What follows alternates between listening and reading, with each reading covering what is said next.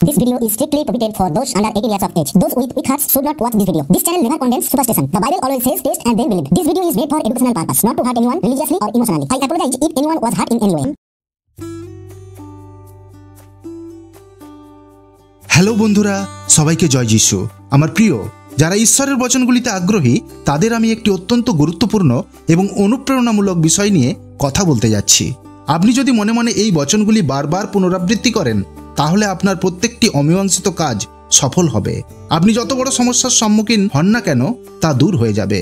আপনার জীবনে যত সমস্যাই আসুক না কেন প্রত্যেকটি সমস্যা দূর হয়ে যাবে। আর এই বচনের মাধ্যমে আপনার যা ইচ্ছে পূরণ হবে। আমি সৌরভ, আপনারা আছেন A to Z 007 learner SP চ্যানেলের সাথে। আজকের নতুন ভিডিওতে আপনাদের প্রত্যেককে স্বাগত।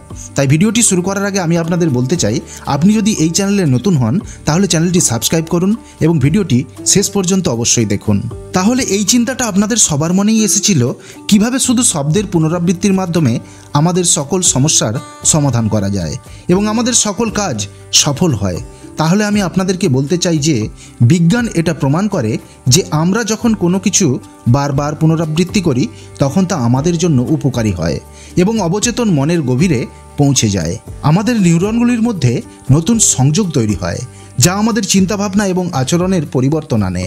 অনেক মনোবিজ্ঞানী এবং নিউরোসায়েন্টিস্ট গবেষণার মাধ্যমে জানায়, যদি কেউ মনের মধ্যে বারবার ইতিবাচক কথোপকথন এবং আত্মবিশ্বাসের পুনরাবৃত্তি করে তবে তার মানসিক স্বাস্থ্য এবং আত্মবিশ্বাস অনেক বেড়ে যায়। যখন আমরা বাইবেলের বচনগুলি বারবার পুনরাবৃত্তি করি তখন এটি আমাদের অবচেতন মনে প্রবেশ করে এবং আমাদের বিশ্বাসকে শক্তিশালী করে। এবং যখন আমাদের বিশ্বাস দৃঢ় হয় তখন ঈশ্বরের বাক্য আমাদের জীবনে কার্য করে এবং প্রতিটি কার্য যার জন্য আমরা এই শব্দগুলি ব্যবহার করি তা সফল হয়। উদাহরণস্বরূপ, আপনি আপনার মনে একটি শব্দ পুনরাবৃত্তি করুন, যেমন আমি খ্রিস্টের মাধ্যমে সব কিছু করতে পারি যিনি আমাকে শক্তি দেন। যখন আমরা এই শব্দটি আমাদের মনে বারবার পুনরাবৃত্তি করি এই শব্দটি আমাদের আত্মবিশ্বাস বাড়ায় এবং যখন আমাদের আত্মবিশ্বাস বাড়ে তখন এই শব্দ আমাদের জীবনে কার্য করতে শুরু করে এবং প্রত্যেকটি কার্য যার জন্য আমরা এই শব্দগুলি ব্যবহার করি তা সফল হয়। আমার প্রিয় বন্ধু, যখন আমরা আমাদের মনের মধ্যে বাইবেলের কথাগুলি পুনরাবৃত্তি করি তখন আমরা কেবল আমাদের আত্মাকে পুষ্ট করি না, আমরা এই শব্দগুলির মাধ্যমে আমাদের জীবনে চলমান প্রত্যেকটি সমস্যাকে কাটিয়ে উঠতে পারি এবং আমাদের যে কোনো অসম্পূর্ণ কাজ যা আমরা করতে পারি না তা এই শব্দগুলির মাধ্যমে সম্পূর্ণ করা যায়। বাইবেলের শব্দগুলির একটি অনন্য শক্তি রয়েছে। যখন আমরা সমস্যার সম্মুখীন হই আমাদের ইচ্ছে পূরণ করতে, আমাদের প্রত্যেকটি কাজকে সফল করতে এই বচন খ্রিস্টীয় মতে আমাদেরকে সাহায্য করে জীবনের প্রত্যেকটি সমস্যা দূর করতে। যিশাইয় 55 অধ্যায় 11 পদ, আমার মুখনির্গত বাক্য তেমনই হইবে, তাহা নিষ্ফল হইয়া আমার কাছে ফিরিয়া আসিবে না, কিন্তু আমি যাহা ইচ্ছা করি তাহা সম্পন্ন করিবে এবং যে জন্য তাহা প্রেরণ করি সে বিষয়ে সিদ্ধার্থ হইবে। আমার প্রিয় বন্ধু, ঈশ্বর এই বচনের মাধ্যমে আমাদেরকে বলতে চাইছেন যে আমার মুখ থেকে যে শব্দ বেরিয়েছে তা অকার্যকর হবে না, তবে এটি আমার ইচ্ছে অনুযায়ী এবং আমি যে কাজের জন্য এটি পাঠিয়েছি তা সফল হবে। এই বচনটি আমাদেরকে শেখায় যে ঈশ্বরের বাণী কখনো নিষ্ফল হয় না। যদি কেউ তার জীবনে ঈশ্বরের দেওয়া বাক্যগুলিকে ব্যবহার করে তবে তার প্রত্যেকটি ইচ্ছা বাক্যের মাধ্যমে পূরণ হয় এবং আমরা এই বাক্যগুলি ব্যবহার করলে আমাদের ইচ্ছে এবং কাজগুলি পূরণ করতে সক্ষম হব। আমার প্রিয় বন্ধু, এইভাবে বিজ্ঞান এবং ধর্মের এই মিলন আমাদের শেখায় যে কিভাবে বাইবেলের শব্দগুলিকে আমাদের জীবনে অন্তর্ভুক্ত করে এবং সেই শব্দগুলিকে বারবার পুনরাবৃত্তি করে আমরা আমাদের প্রত্যেকটি কাজকে সফল করতে পারি এবং সব কিছু অর্জন করতে পারি। প্রিয়, চলুন জানা যাক এই বিস্ময়কর বাক্যগুলি সম্পর্কে যা আপনার মনের মধ্যে পুনরাবৃত্তি করলে যখন আপনি বিভিন্ন ধরনের সমস্যা এবং অসুবিধার সম্মুখীন হন, যেমন ধরুন আপনার কাছে পর্যাপ্ত অর্থ নেই বা আপনি আপনার চাকরি হারিয়েছেন এবং আর্থিক সংকটের সম্মুখীন হচ্ছেন, তখন আপনাকে এই বচনগুলি বারবার আপনার মনের মধ্যে পুনরাবৃত্তি করতে হবে যাতে আপনার এই চিন্তা আপনার অবচেতন মনে চলে যায় এবং তার ফলস্বরূপ আপনার জীবন থেকে সমস্ত কঠিন পরিস্থিতি এবং সমস্যা দূর হয়ে যাবে। আমার প্রিয় বন্ধু, আমি আপনাদেরকে দুটি বচন বলবো। এই দুটি বচন গভীর মনোযোগ সহকারে শুনুন। প্রথমটি হলো গীত সংহিতা 23 অধ্যায় 1 পদ, সদাপ্রভু আমার পালক, আমার অভাব হইবে না। আমার প্রিয় বন্ধু, এই বচনটি আপনি আপনার মনে তখনই পুনরাবৃত্তি করবেন যখন আপনি বিভিন্ন প্রকার কঠিন পরিস্থিতি ও সমস্যার সম্মুখীন হয়ে আছেন। ধরুন আপনি ঋণগ্রস্ত, আপনার কাছে পর্যাপ্ত পরিমাণে অর্থ নেই, অবস্থার পরিপ্রেক্ষিতে আপনার সঞ্চিত সমস্ত অর্থ বিনষ্ট হয়ে গেছে। এই মুহূর্তে আপনি দিশাহীন হয়ে গেছেন, কি করবেন, কোথায় যাবেন কিছুই বুঝতে পারছেন না। তখন এই বচনটি আপনি আপনার মনের মধ্যে বারবার পুনরাবৃত্তি করতে থাকুন।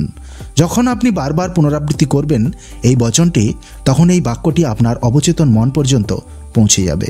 তখন এই বচনটি আপনার আত্মার বিশ্বাস শক্তিকে অনেক গুণে বাড়িয়ে তুলবে এবং যখন আপনার বিশ্বাস মজবুত হয়ে যাবে তখন পরমেশ্বরের এই বাক্যই আপনার জীবনে কার্য করবে এবং আপনি যেই কাজের জন্য, যেই সমস্যার জন্য এই বাক্যটিকে বারবার পুনরাবৃত্তি করেছেন, পরমেশ্বর এই পবিত্র বচন দ্বারা আপনার জীবনের সমস্ত সমস্যা নির্মূল হয়ে যাবে।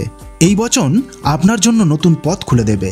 শুধু আপনি আপনার সমস্যায় এই বচনটি আপনার মনের মধ্যে বারবার পুনরাবৃত্তি করতে থাকুন। যখন আপনি বারবার এই বচন পাঠ করতে থাকবেন নিজের মনের মধ্যে, তখন আপনার সমস্যার সমাধান আপনি অবশ্যই পাবেন। কারণ প্রভু বলেছেন, আমার মুখনিঃসৃত বাক্য কখনোই ব্যর্থ হয় না, কিন্তু আমি যা ইচ্ছে করি তা সম্পূর্ণ করবে এবং যে জন্য তাহা প্রেরণ করি সে বিষয়ে সিদ্ধার্থ হইবে। তাই এবারে আসুন জেনে নিই দ্বিতীয় বাক্যটির বিষয়ে। ফিলিপিও 4:13 পদ, যিনি আমাকে শক্তি দেন তাতে আমি সকলই করিতে পারি।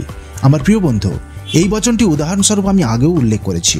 প্রিয়, এই বচনটি আপনি আপনার মনের মধ্যে পুনরাবৃত্তি করুন তখনই যখন আপনি বিভিন্ন ধরনের চ্যালেঞ্জ ও সমস্যার সম্মুখীন হয়েছেন, যেমন স্বাস্থ্য সংক্রান্ত সমস্যা, শিক্ষাগত চ্যালেঞ্জ, কেরিয়ারের চ্যালেঞ্জ বা পারিবারিক সমস্যা। যাই হোক না কেন, আপনাকে আপনার মনে এই বচনটি পুনরাবৃত্তি করতে হবে। ধরুন আপনার স্বাস্থ্য সম্পর্কিত কোনো সমস্যা আছে, আপনি বা আপনার প্রিয়জন গুরুত্বপূর্ণ অসুস্থতায় ভুগছে, তাহলে আপনাকে এই বচনটি বারবার মনে পুনরাবৃত্তি করতে হবে। এই শব্দটি পুনরাবৃত্তি করার মাধ্যমে আপনার জীবনে সমস্ত চ্যালেঞ্জ, সমস্ত সমস্যা দূর হবে। এই শব্দটি আপনাকে সাহস এবং ধৈর্য দেয়, যাতে খ্রিস্টের বাক্যের মাধ্যমে আপনি আপনার সমস্যা থেকে বেরিয়ে আসতে পারেন, যেন আপনি এই কঠিন সমস্যাকে শিক্ষার ক্ষেত্রেও ব্যবহার করতে পারেন। আমার প্রিয় বন্ধু, যে কোনো কঠিন পরিস্থিতি বা যে কোনো চ্যালেঞ্জের সম্মুখীন যখন আপনি হবেন, তখন এই বাক্যটিকে আপনি আপনার মনের মধ্যে বারবার পুনরাবৃত্তি করতে থাকুন। আমার প্রিয়, এই দুটি বাক্য আপনাকে মনে রাখতে হবে এবং আপনার মনে এই বাক্যগুলোকে বারবার পুনরাবৃত্তি করতে হবে। যদি আপনি এগুলি মনে রাখতে সক্ষম না হন, তবে এই বাক্যগুলি আপনি আপনার ডায়েরি পুস্তকে লিখে রাখতে পারেন, যা আপনাকে স্মরণ করতে সাহায্য করবে এবং এই বাক্যের মাহাত্ম্য এবং গুরুত্ব আপনি বুঝতে পারবেন। যখনই আপনি কোনো ভালো কাজ করতে যাচ্ছেন বা কোনো সমস্যায় আটকে আছেন বা আপনি যদি কোনো সমস্যায় পড়ে থাকেন, তখন আগে এই বাক্য দুটি মনে মনে পুনরাবৃত্তি করতে হবে। দেখবেন আপনার সমস্যা এবং আপনার কাজ কোনো কিছুই বাধাপ্রাপ্ত না হয়েই সম্পূর্ণ হয়ে গেছে। এই বাক্যের মাধ্যমে আমাদের মণ্ডলীর অনেক লোক তাদের সকল কাজ সফল করেছে। বাইবেলের এই দুটি বচন পুনরাবৃত্তির মাধ্যমে আপনি আপনার জীবনে চলা সমস্ত সমস্যা এবং অসুবিধাগুলি কাটিয়ে উঠতে সক্ষম হবেন এবং প্রত্যেকটি কাজকে সফল করতে পারবেন। আমি আপনাকে গ্যারান্টি দিচ্ছি যে আপনি যদি এই দুটি বাক্য আপনার মনে বারবার পুনরাবৃত্তি করেন, যেমনটি আমি আপনাকে বলেছি, আপনার জীবনে প্রত্যেকটি সমস্যা দূর হবে। আমার প্রিয় বন্ধু, আপনার জীবনে কোনো সমস্যা থাকলে কমেন্টে জানাবেন। ওই সমস্যা থেকে বেরোনোর জন্য আমি আপনাকে পরমেশ্বরের পবিত্র বাক্য আপনার মনে পুনরাবৃত্তি করার জন্য বলে দেব। আমার প্রিয় বন্ধু, আজকের জন্য এতটুকুই। দেখা হবে পরের ভিডিওতে। আপনিও যদি আমার মতো সুসমাচার প্রচার করে থাকেন এবং এই ভিডিও থেকে যদি আপনার এতটুকুও লাভ হয়ে থাকে, তবে ভিডিওতে লাইক, শেয়ার, কমেন্ট করতে ভুলবেন না। প্রভু আপনাদের প্রত্যেককে আশীর্বাদ প্রদান করুক। Be positive and think positive. নিজে ভালো থাকুন এবং অপরকে ভালো রাখুন।